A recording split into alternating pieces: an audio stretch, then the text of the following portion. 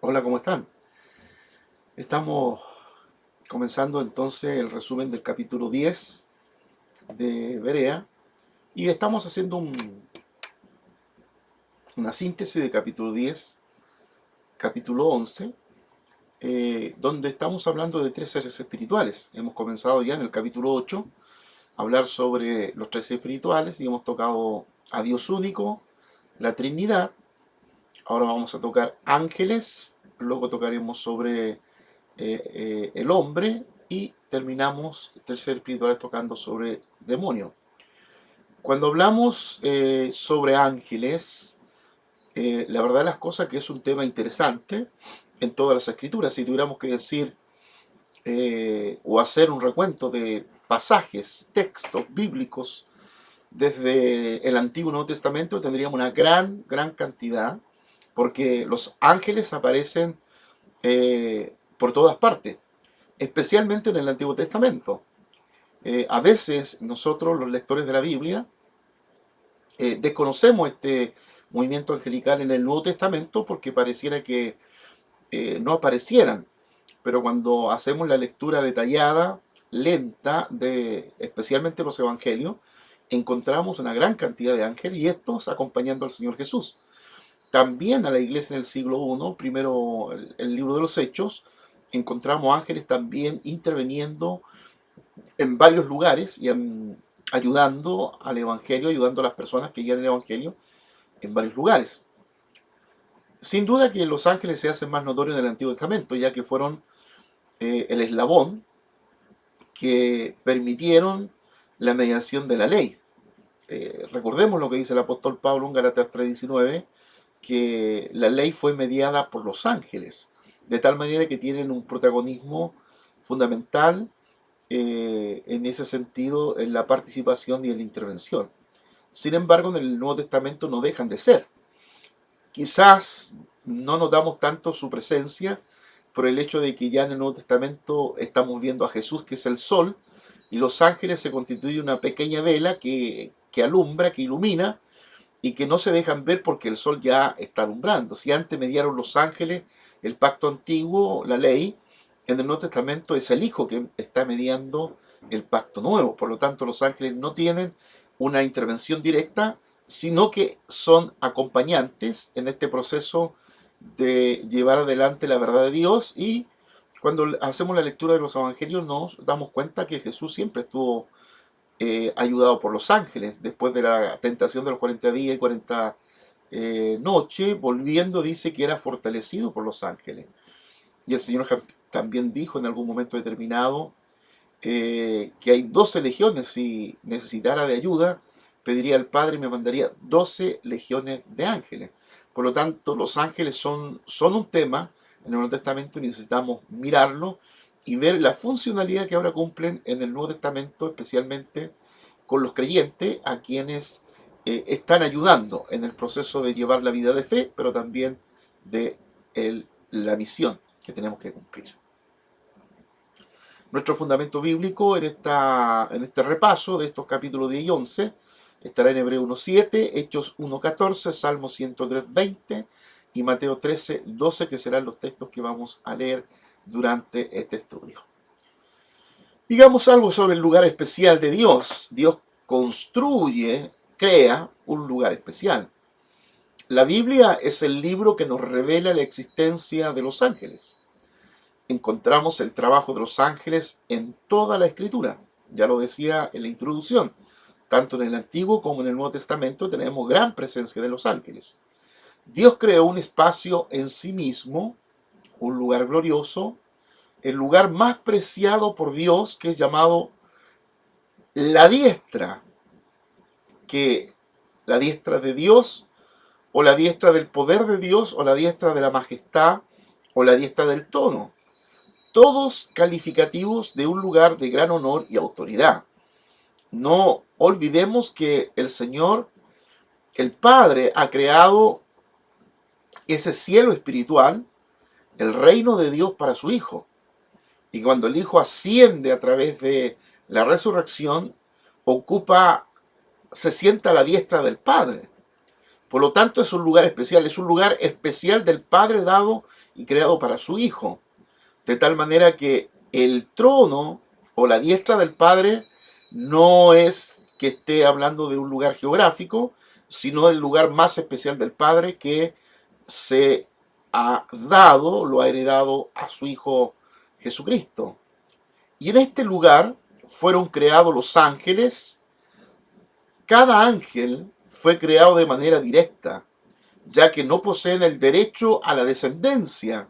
Así lo expresa Lucas 20, 35, 36, cuando dice, pero en cuanto a los que sean dignos de tomar parte en el mundo venidero por la resurrección, esos no se casarán ni serán dados en casamiento, ni tampoco podrán morir, pues serán como los ángeles.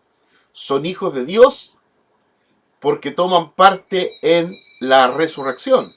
De tal manera que los ángeles fueron creados el mismo día, no se regeneran, no producen descendencia y su número es indeterminado. Pero sabemos que son muchos millares, y así lo expresa el libro de Hebreos 12:22. Por el contrario, ustedes se han acercado al monte Sión, a la Jerusalén celestial, la ciudad del Dios viviente, y se han acercado a millares y millares de ángeles a una asamblea gozosa. Así que tenemos una cantidad indeterminada de ángeles. ¿Cuántos ángeles creó Dios? ¡Wow! Millares de millares, dice la expresión, y eso nos está hablando de una tremenda cantidad de ángeles. Judas 1:14 dice, también Enoc, el séptimo patriarca a partir de Adán, profetizó acerca de ellos. Miren, el Señor viene con millares y millares de sus ángeles. Así que tenemos una cantidad indeterminada de ángeles. ¿Cuánto el Señor de estos ángeles creó? Indeterminadamente. Sabemos por las Escrituras, especialmente por el libro de Apocalipsis, que un tercio de esos ángeles, un tercio de las estrellas de Dios, cayeron juntamente con Satanás. ¿Cuánto constituye en número ese tercio? La verdad las cosas que no lo sabemos, pero 2 tercios de ángeles permanecieron fieles a Dios y 1 tercio juntamente con Satanás cayeron de la gracia, cayeron de la posición digna que Dios les había dado en los cielos. Así que los ángeles están permanentemente en todo el espectro bíblico desde el Antiguo y Nuevo Testamento. La palabra diestra, del griego desios, es un adjetivo que se usa de la derecha en posición a la izquierda y metafóricamente de poder y autoridad, así como de un puesto de honor. Se traduce diestra y aquí tenemos todos los textos bíblicos que ustedes pueden buscar después personalmente donde aparece la palabra diestra. Y ya hemos dicho que referida a Jesús, la diestra no se está refiriendo a un lugar geográfico, sino a un lugar de honor, al lugar especial que Dios creó para su Hijo. En cuanto a su función, estamos hablando de ángel, en cuanto a su función o su propósito, leemos, ciertamente de los ángeles dice, el que hace a sus ángeles espíritus y a sus ministros llama de fuego, verso 1:17 del libro de Hebreo. Luego nos dice en 1:14, ¿no son todos espíritus ministradores enviados para servicio a favor de los que serán herederos de la salvación? ¿Y qué son esos herederos? Somos nosotros. Nosotros somos los que hemos heredado la salvación. Por lo tanto, los ángeles son espíritus que están para ayudar a los que hemos heredado la vida eterna.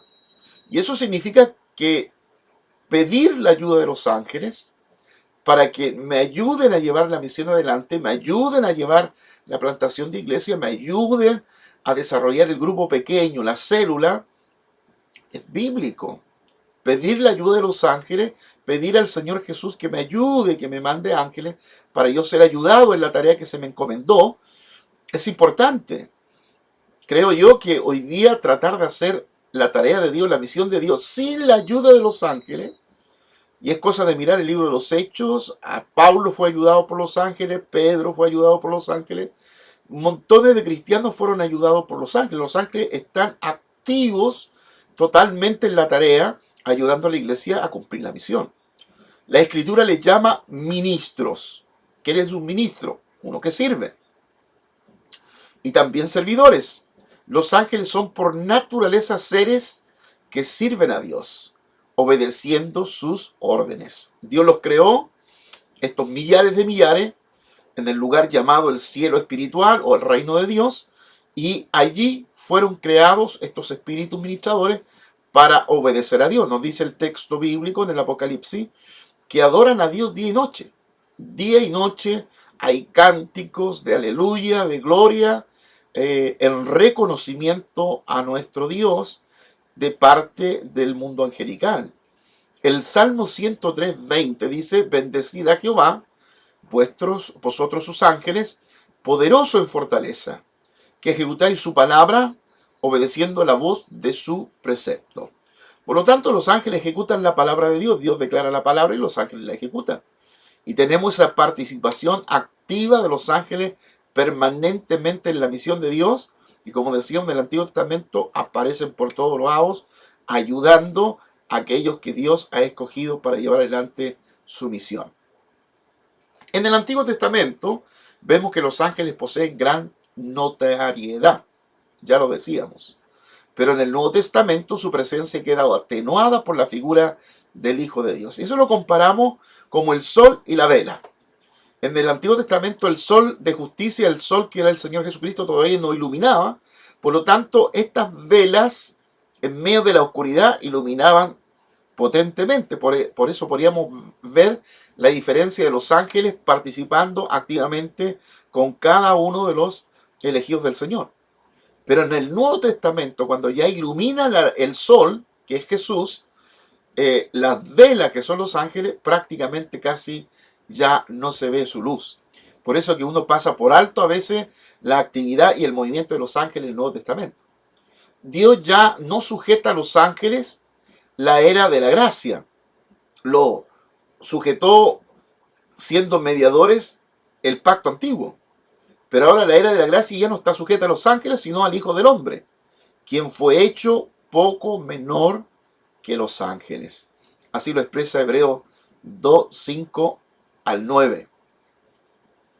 Dios no puso bajo el dominio de los ángeles el mundo venidero del que estamos hablando, como alguien ha atestiguado en algún lugar.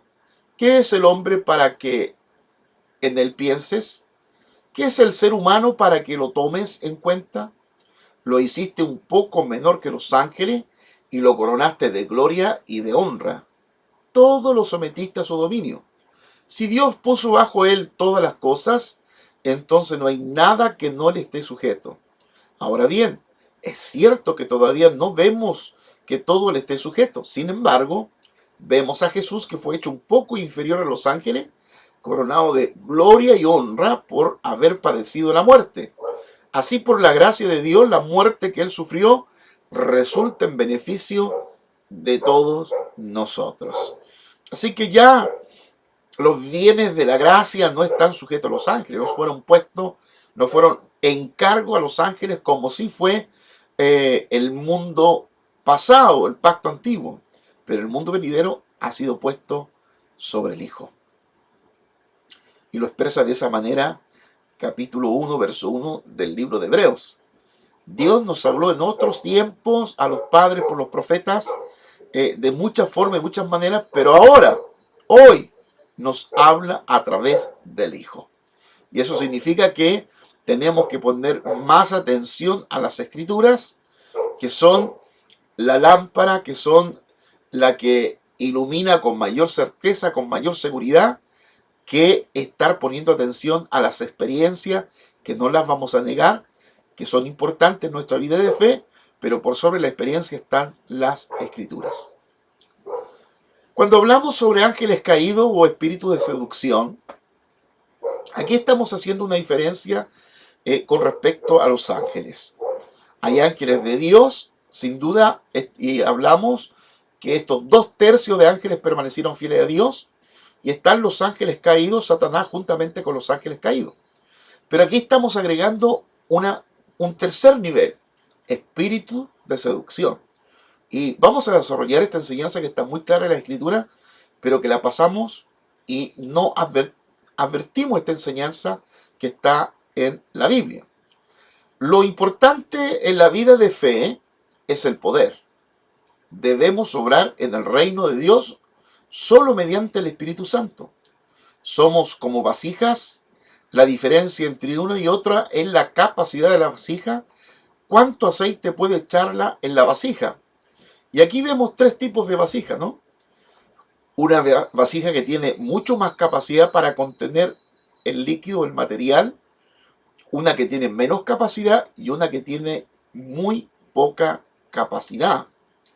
De tal manera que la capacidad espiritual de cada uno depende de cuánto hemos cedido de nuestra vida al Espíritu Santo, de cuántos argumentos contra Dios aún sostenemos. ¿Se recuerdan ustedes? Ese verso 2:10, 2 Corintios 10:5, ¿cierto? Levantando todo tipo de argumentos en contra del conocimiento de Dios.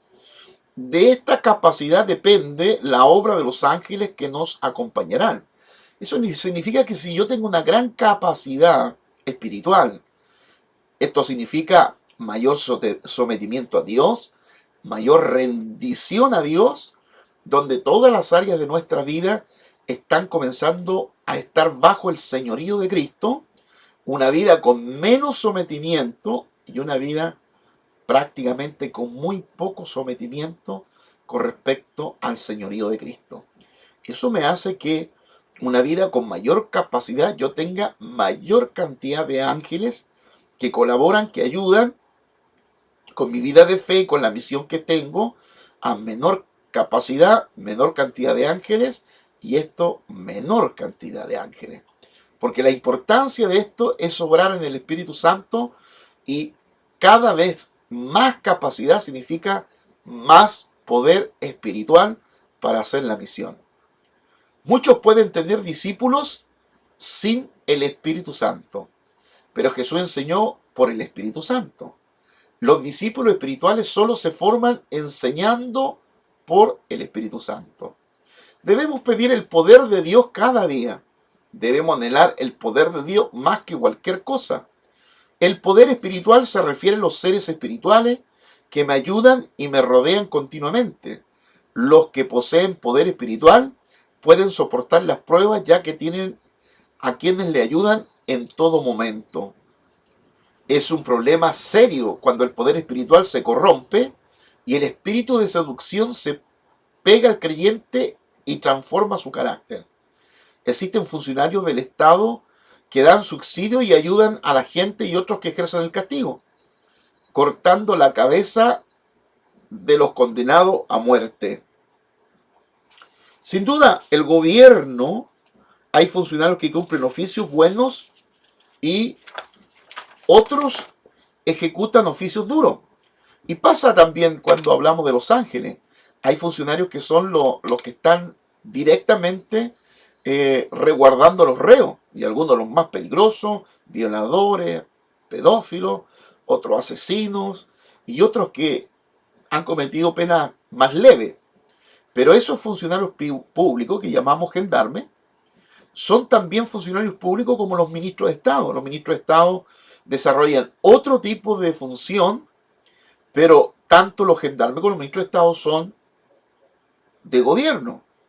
De igual manera, hay ángeles que están cuidando, protegiendo la vida de los creyentes, que están ayudando en la misión, especialmente a los que están involucrados en la misión, están ayudándoles para que vayan y hagan la misión y sean mucho más efectivos y mucho más eficientes. Y hay otros ángeles que están en otra situación, aquellos que están guardando a aquellos que han muerto y están en prisiones, están en el abismo, son los ángeles guardianes o gendarmes, tipo gendarmes, que están, digámoslo en el chileno, están con una pega bastante complicada, pero no dejan de ser, igual que los gendarmes y los ministros, ángeles de Dios, y pertenecen al gobierno y al reino de Dios. Por lo tanto, los oficios duros como los que rematan los bienes de los que no pagan impuestos. Asimismo, los ángeles llevan su oficio normal, pero otros cambian en espíritu de seducción. Porque Dios no solo extiende la bendición, también extiende la maldición. Y aquí quizás es algo que nosotros a veces pasamos de largo. Porque Dios obra con la bendición y también con la maldición. No solamente hay que acordarse del capítulo 28 del libro de Deuteronomio, cuando habla sobre la bendición y la maldición, cuando habla sobre la bendición por la obediencia y la maldición por la desobediencia. Y estamos hablando de la bendición de Dios y la maldición de Dios. Aquí no es el diablo maldiciendo, es Dios maldiciendo. Y es más, el capítulo 28 de Deuteronomio, los primeros 14 versos, nos hablan de la bendición y luego los restantes, los más de 50 versos, hablan de la maldición. O sea, por una bendición, dos maldiciones. O sea, dos, si uno lo pone del punto de vista de la proporción, diría que por una bendición hay dos maldiciones. Y Dios está obrando con la bendición y también con la maldición. De tal manera, Dios no solo extiende la bendición, sino también la maldición. Dios no solo obra con la bendición, Dios le da más a los que tienen y les quita a los que tienen poco. Hay que conocer bien a Dios, es el que extiende la bendición y al mismo tiempo la maldición. Los ángeles creados para servir pueden cambiar dependiendo de la fe del que están sirviendo. Algo que se evidencia es que el diablo es el tentador. Dios no es el que tienta, pero Dios permite que cada quien escoja su camino según su propia decisión. Dios no es el que tienta, sino el que permite que caminen hacia la tentación. Fíjese en esto. Aquellos que quieren seguir en la desobediencia, que no atienden la voz de Dios, que no están atendiendo la voz de la palabra de Dios, Dios los deja. Y hay que mirar solo capítulo 1 de Romanos. Capítulo 1 de Romanos deja clarísimo que aquellos que quieren seguir en la conducta, quieren seguir de esa manera extraviada, antinatural, dice que Dios los desecha, Dios los deja, para que estos sigan su camino y se condenen. Dios obra con la bendición y también con la maldición.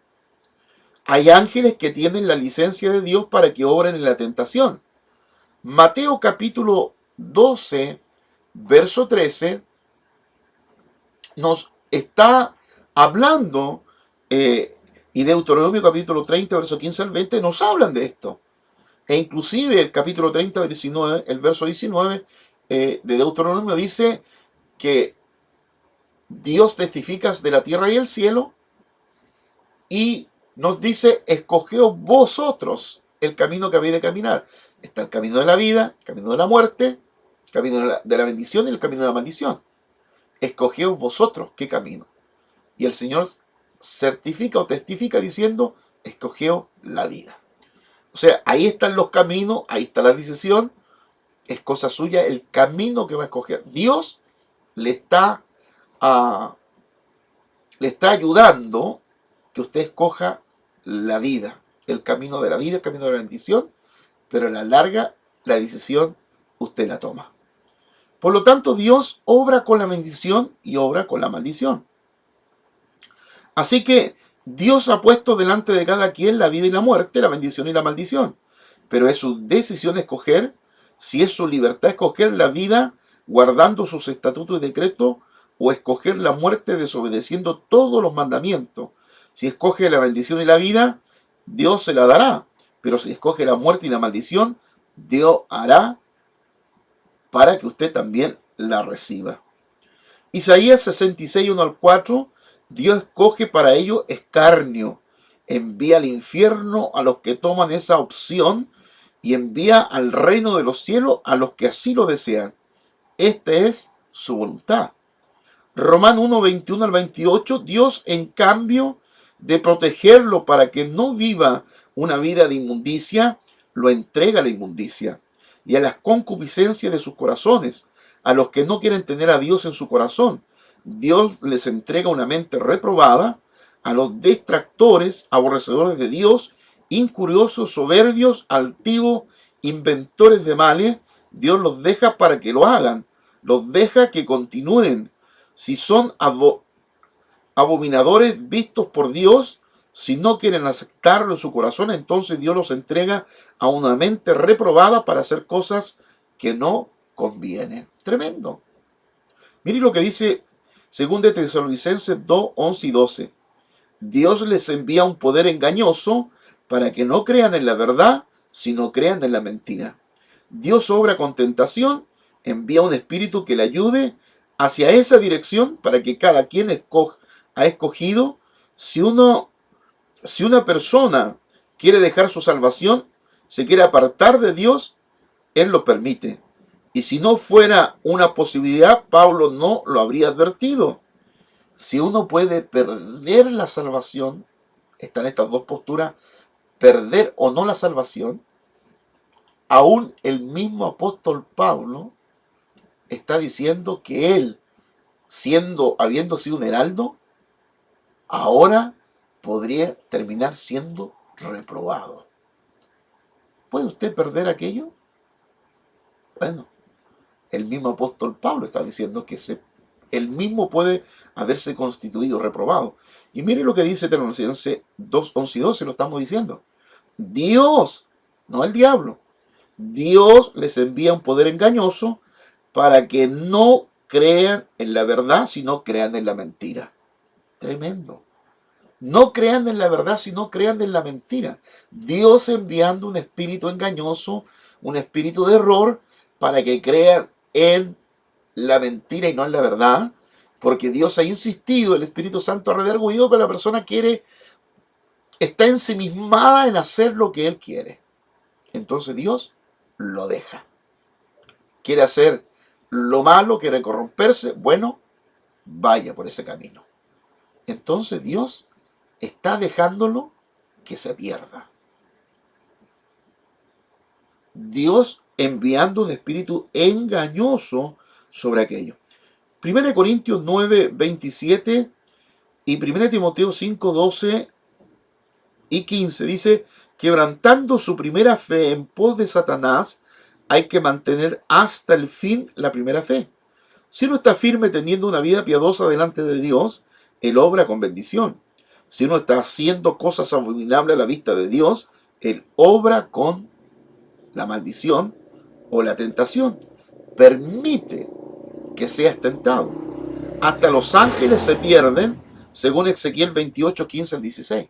O sea, aquí tenemos ángeles que nos están cuidando, nos están protegiendo, y esos ángeles que han sido asignados para protegernos, producto de la corrupción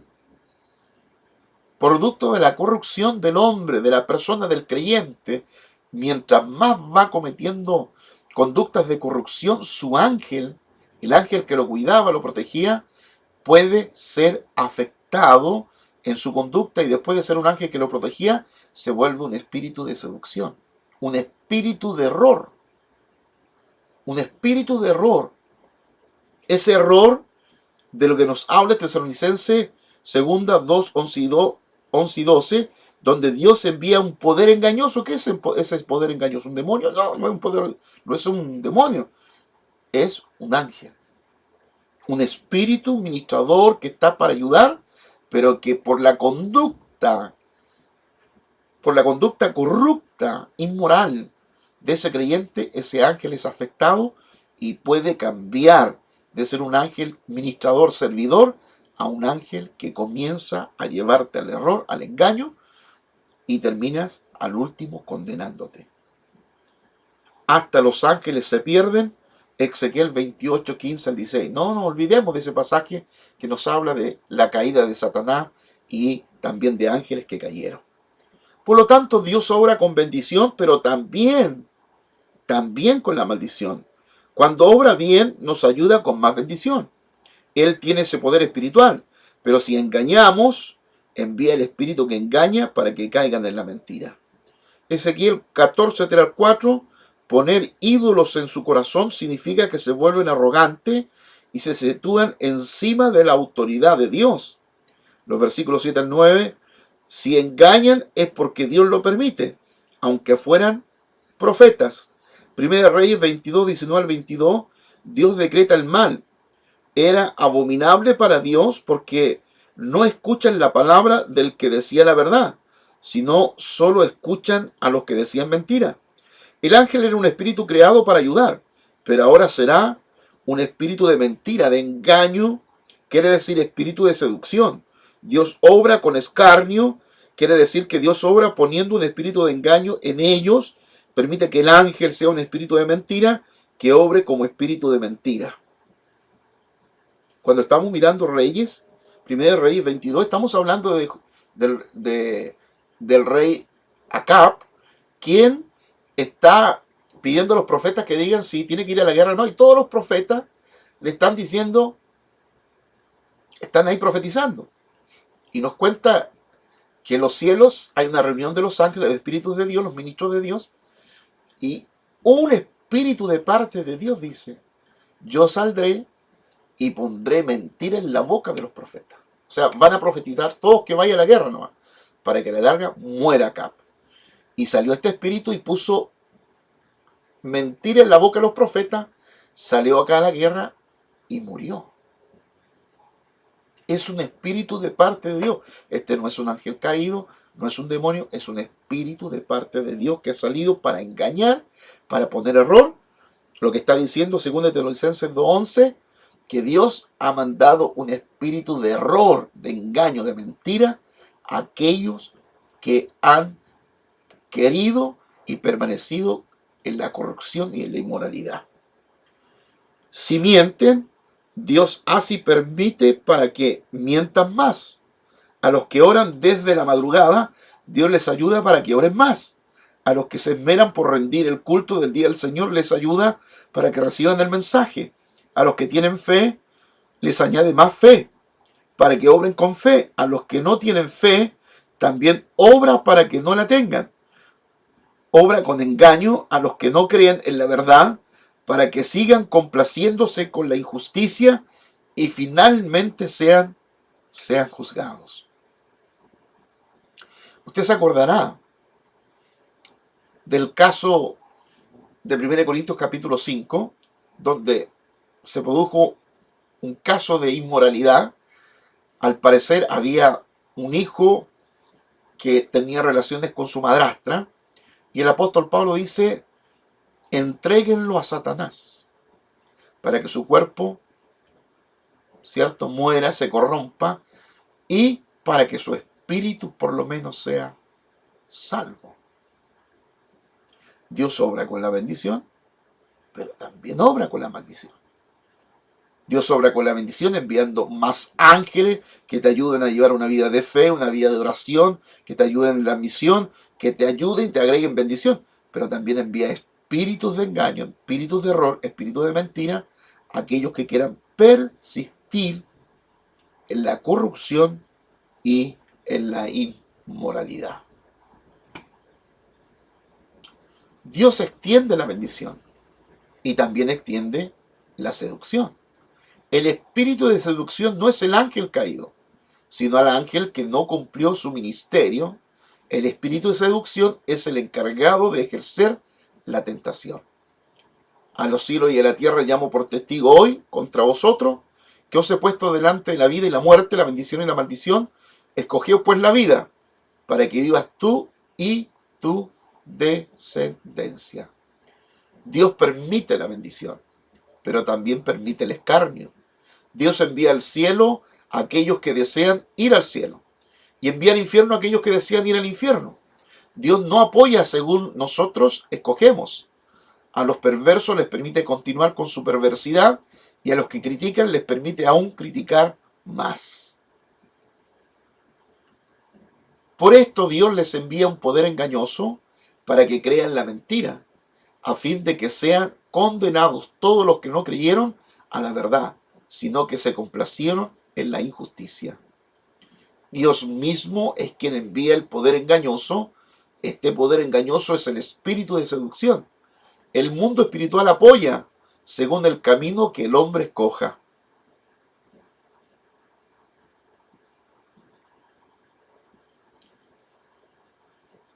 Yo seré quien le responda a todo israelita o inmigrante que reside en Israel y que se haya alejado de mí, al que haya hecho de su corazón un altar de ídolos malolientes o haya colocado ante sí trampas que lo hayan hecho pecar, y luego haya acudido al profeta para consultarme.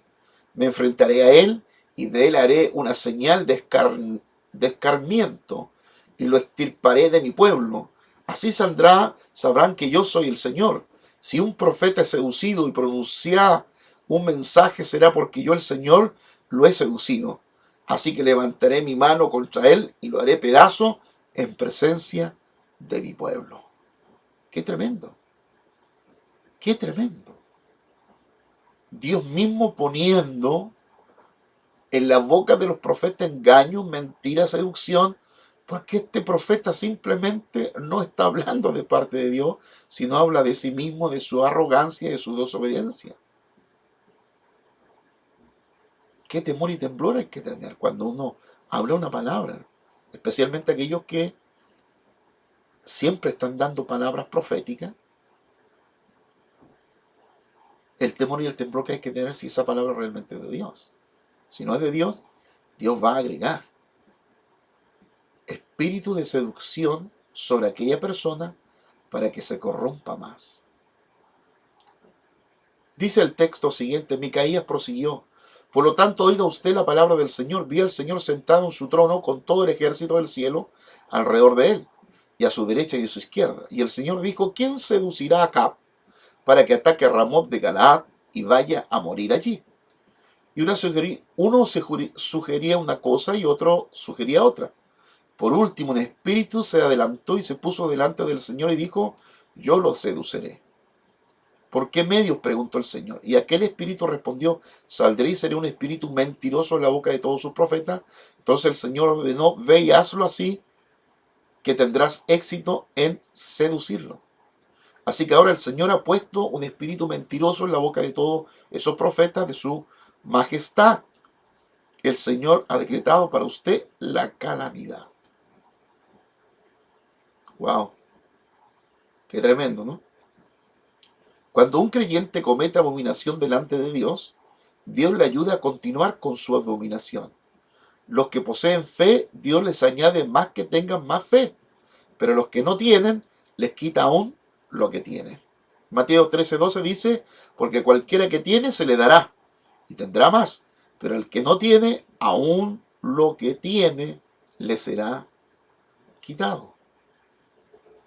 Si una persona escudriña la Biblia con fervor, Dios le ayude para que lea y entienda más. Pero si comienza a aburrirse y a despreciar la Escritura y de a poco la va dejando, entonces llegará el día que cerrará la Biblia completamente. Uno puede darse cuenta, no con mucha dificultad, cuántos espíritus de engaño tiene, qué tipo de engaños operan.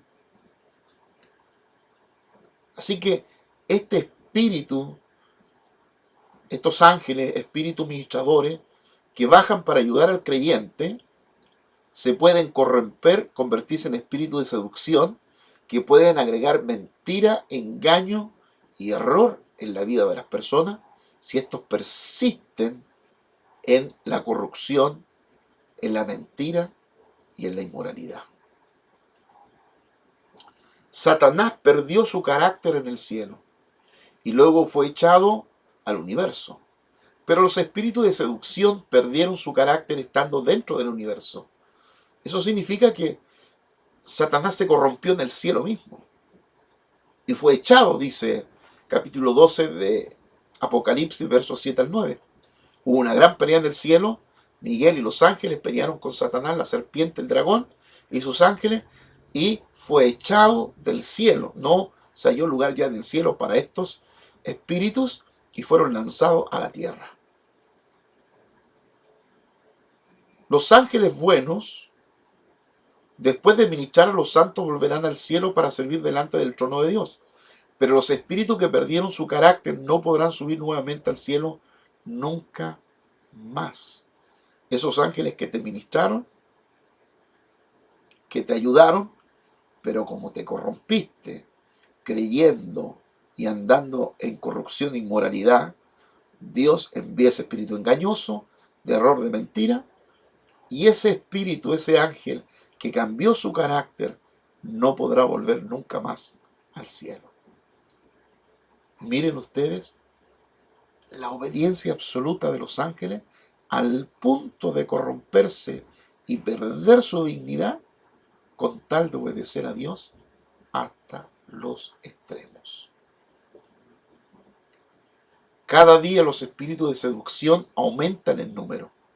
Por esto, las nuevas generaciones serán cada vez más perversas.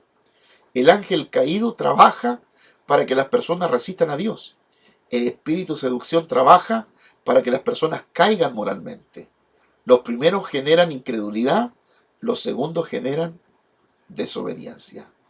Las personas gobernadas por ángeles caídos pueden llevar una vida moral perfecta, no roban ni critican, ni tienen vicio, ni insultan a sus semejantes, pero rechazan a Dios abiertamente. Las personas gobernadas por espíritu de seducción aceptan a Dios, reconocen su señorío, pero caen moralmente una y otra vez. Busquemos a Dios con todo fervor, pidiendo su poder para vencer los espíritus de engaño. No nos dejemos engañar por esos espíritus. Vivamos la vida de fe con todo fervor. Si tenemos fe, seremos ayudados para tener mayor fe. Si oramos, seremos ayudados para orar más. Si hacemos la misión llevando la palabra de Dios a todo lugar, seremos ayudados por los ángeles.